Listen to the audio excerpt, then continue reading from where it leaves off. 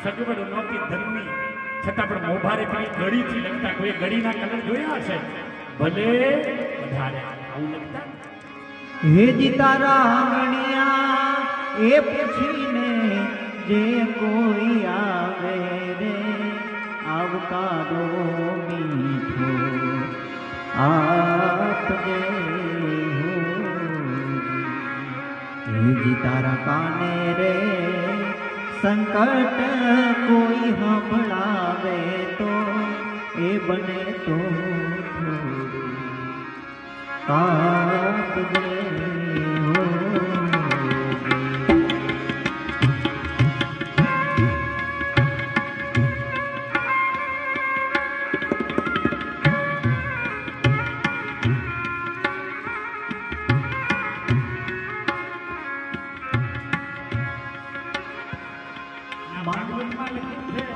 આપજે જેના ઘરમાં વધારે મહેમાન આવતા હશે ને સુખી હશે જોજો આપણે એવું વિચારીએ છીએ સુખી છે એટલે મહેમાનો આવે છે ના મહેમાન આવે છે એટલે એનું સુખ અટવાયેલું છે આપણા ગીડિયા નળિયાવાળા મકાનમાં રહેતા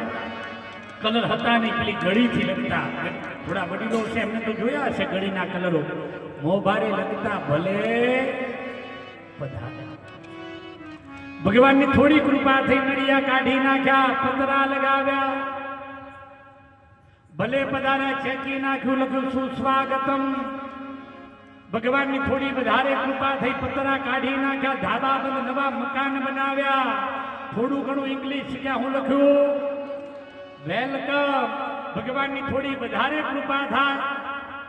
એક મોટો બગીચો એની આગળ એક મોટો દરવાજો કૂતરાનું ચિહ્ન લગાવી લખે કૂતરાથી બોલો આપણે સુધર્યા કે બગડ્યા હે આપણે સુધર્યા નથી બગડ્યા છે એ મિત્ર કહેવાય છે મિત્રના ઘેર ગયા ચા પાણી કર્યા મિત્ર ઉદાસ દેખાય બીજા મિત્રે પૂછ્યું મિત્ર શું કામ હતું કે ઘણા દિવસે આપણે મળ્યા એ મિત્રએ કહ્યું કે મિત્ર મારા ઘેર મારી દીકરીના લગ્ન છે મારી પાસે કઈ ધન નથી કે હું લગ્ન કરાવી શકું ત્યારે એ મિત્ર એને થોડી મદદ કરી અને કહ્યું બીજા પૈસાની જરૂર પડે ને તો મને કહેજે તારો મિત્ર બેઠો છે એ મિત્ર પૈસા લઈને નીકળી ગયો ત્યારે બીજો મિત્ર રડવા માંડ્યો હે એની પત્નીએ પૂછ્યું કેમ રડો છો તમને એમ છે કે તમારો મિત્ર તમને પાછા પૈસા નહીં આપે જો એવું જ હોત તો તમે પૈસા કેમ આપે હવે આપીને કેમ રડો છો ત્યારે મિત્રએ રોયા રોતા રોતા કહ્યું કે હું એ વાતમાં નથી રોતો કે મારો મિત્ર મને પૈસા પાછા નહીં આપે પણ હું એ વાતમાં રોઉં છું કે મારા મિત્રના ઘરમાં તકલીફ હતી હું મિત્ર થઈને પણ ન સમજી શક્યો માગ્યા વગર એને પૈસા ન દઈ શક્યો એનું મને રુદન છે